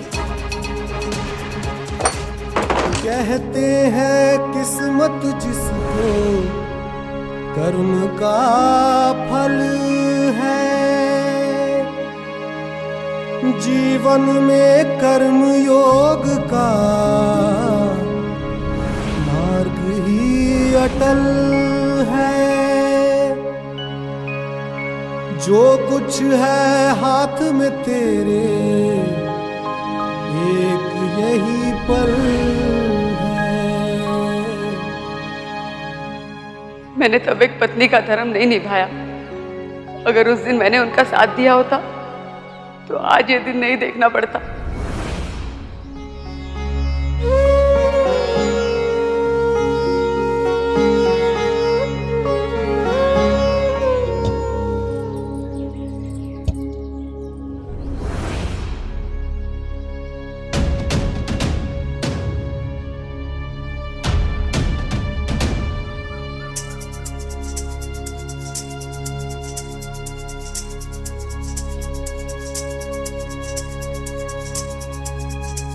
कावेरी,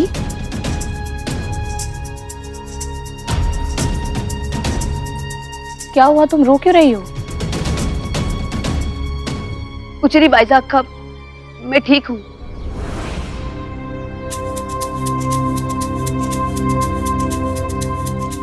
मैं तुम्हें इस तरह दुखी नहीं देख सकती कावेरी, मुझे कुछ करना होगा।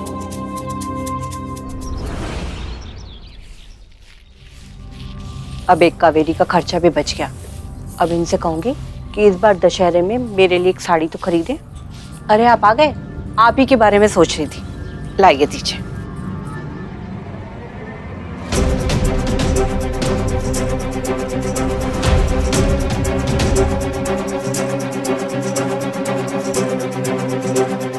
कहा था ना कि इस घर में दोबारा मत आना। फिर चली आई मुंह उठाकर। ये नहीं आई है।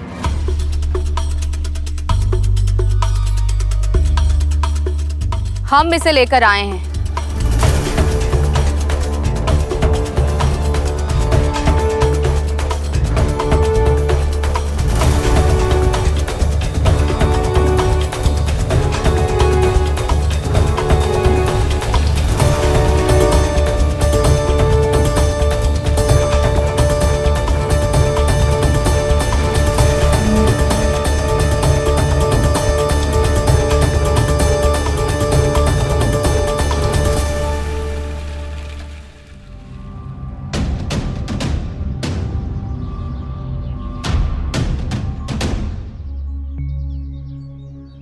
क्यों?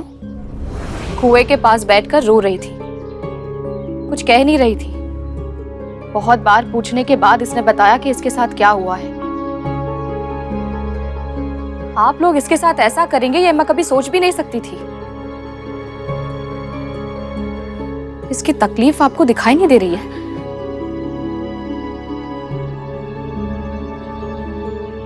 मैं तो आप लोगों के घर में घुसकर आपके निजी मामलों में दखल नहीं देती हूँ।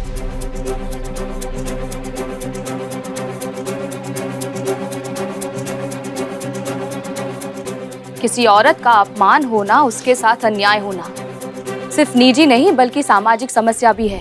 अरे लेकिन इसके पति ने इसे त्याग दिया, तो फिर हम क्यों पाले इसे?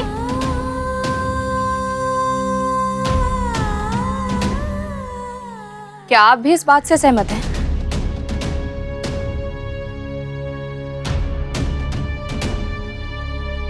मैं अपने पत्नी के फैसले से पूरी तरह से सहमत हूं।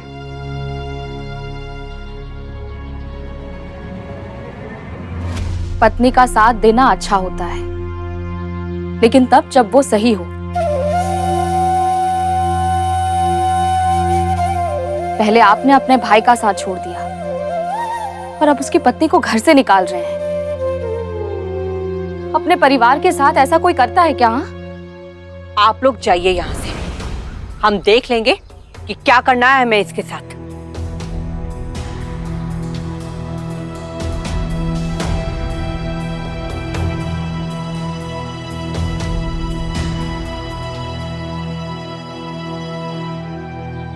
इस घर पे कावेरी का बराबर का हक है।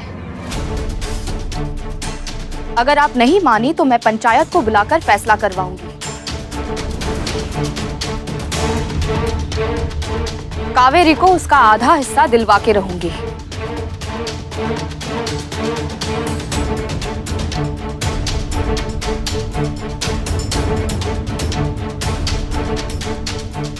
सोना गया सो गया, अब आधा घर भी ना चला जाए, मनोज कहीं की। मुझे कुछ नहीं चाहिए।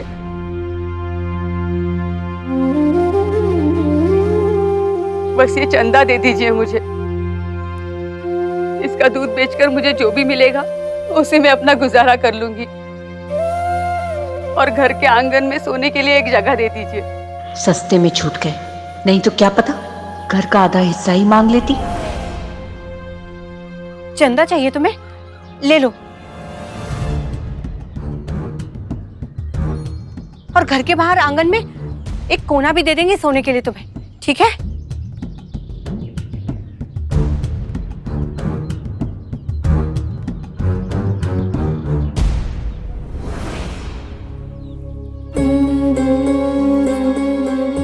मुझे खुशी है तुमने किसी और पर निर्भर ना होकर अपने पैरों पर खड़े होने का फैसला किया है। और तुम्हारे इस फैसले में मैं तुम्हारे साथ हूँ। मैं भी तुम्हारे साथ हूँ। हाँ, मैं भी तुम्हारे साथ हूँ। हम सब तुम्हारे साथ हैं।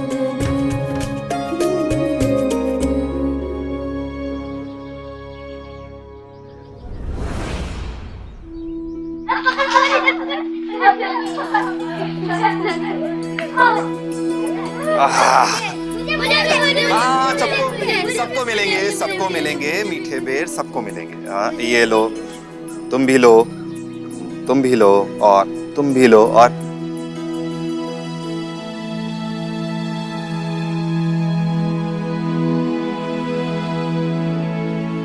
मेरी लक्ष्मी आज इतनी चुपचाप है, मतलब किसी गहरी सोच में डूबी है।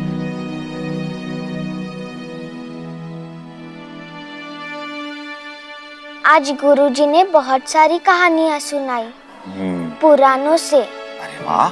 और उन कहानियों में मैंने सुना कि भगवान अपने भक्तों की मदद तब करने जाते हैं जब वो भक्त उनसे प्रार्थना करता है, उन्हें मदद के लिए बुलाता है। भगवान अपने आप क्यों नहीं जाते हैं? प्रश्न तो अच्छा है। तुम्हें क्या लगता है इस प्रश्न का उत्तर क्या होना चाहिए? ओहो, पता होता तो तुमसे क्यों पूछती? तुमने वो कहावत सुनी है कि ईश्वर उन्हीं की मदद करता है जो अपनी मदद खुद करने में विश्वास रखते हैं। नहीं, पहले कभी नहीं सुनी मैंने। लेकिन ऐसे क्यों? जो अपनी मदद कर सकता है उसे भगवान की मदद की क्या जरूरत है? क्योंकि ईश्वर अपने भक्त की शक्ति, उसकी ताकत जानते हैं। वो जानता है कि उसके बंदों में क्या सामर्थ्य है। इसीलिए जब कोई मुसीबत में होता है तो ईश्वर चाहता है कि वो अपनी मदद खुद करे, पहले खुद कोशिश करे। अगर ईश्वर पहले ही मदद करने आ जाएगा तो उसके बंदे उस पर ही निर्भर हो जाएंगे, कमजोर हो जाएंगे। धीरे धीरे उनकी आत्मिक शक्ति, उनकी आत्मनिर्भरता कम हो जाएगी, उनका व्यक्तित्व कमजोर हो जाएगा।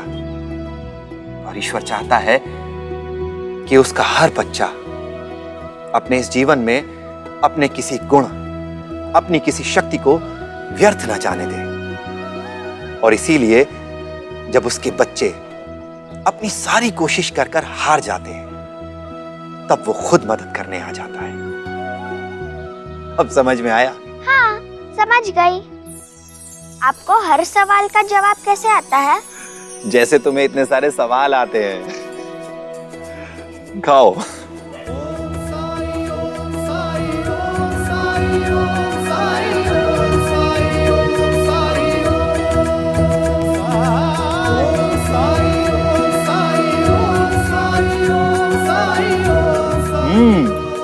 बहुत मीठे हैं।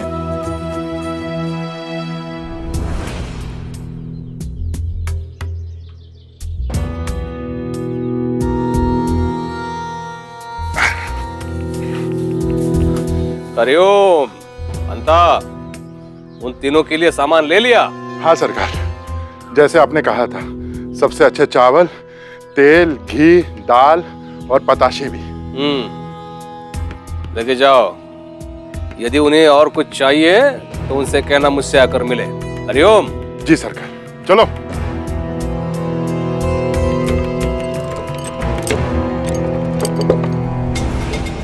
उन लोगों का कहा सच साबित हो और उनके अनुसार साई शिरडी छोड़ के चला जाए।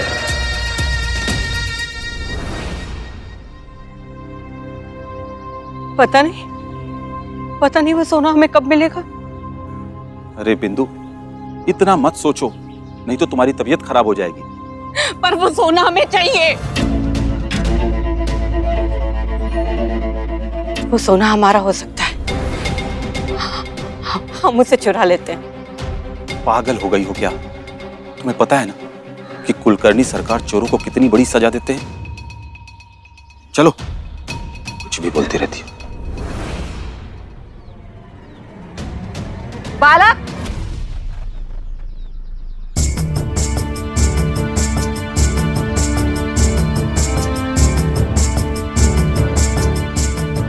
आपने हमें बुलाया? हाँ, मैं आपकी सारी मुसीबत दूर कर सकती हूँ।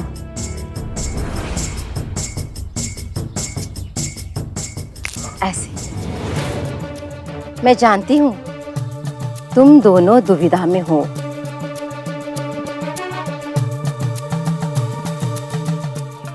आओ मेरे साथ। चलिए चलिए।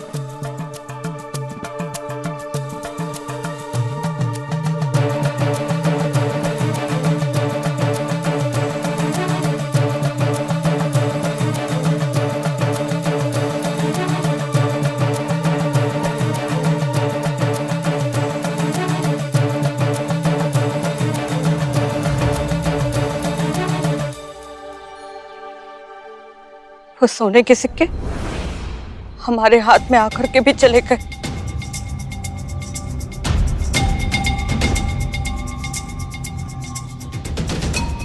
हम लोगों के साथ बहुत गलत हुआ है।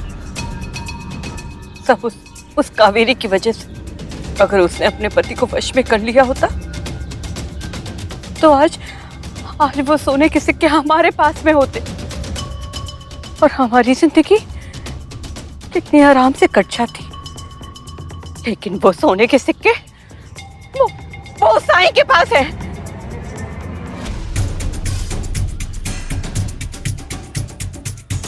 शांत हो जाओ बिंदु, शांत हो जाओ।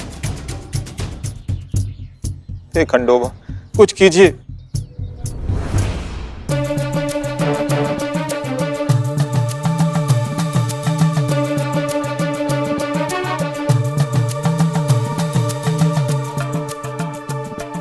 भगवान भी यही चाहते हैं कि वो सोना आप ही के पास आए,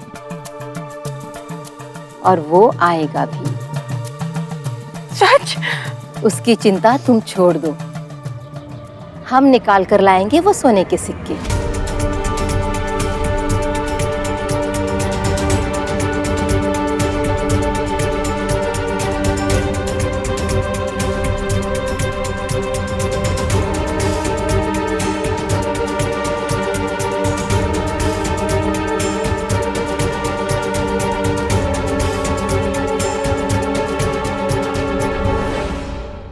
ऐसे और भी मज़ेदार वीडियो के लिए हमारे चैनल को लाइक, शेयर और सब्सक्राइब करें।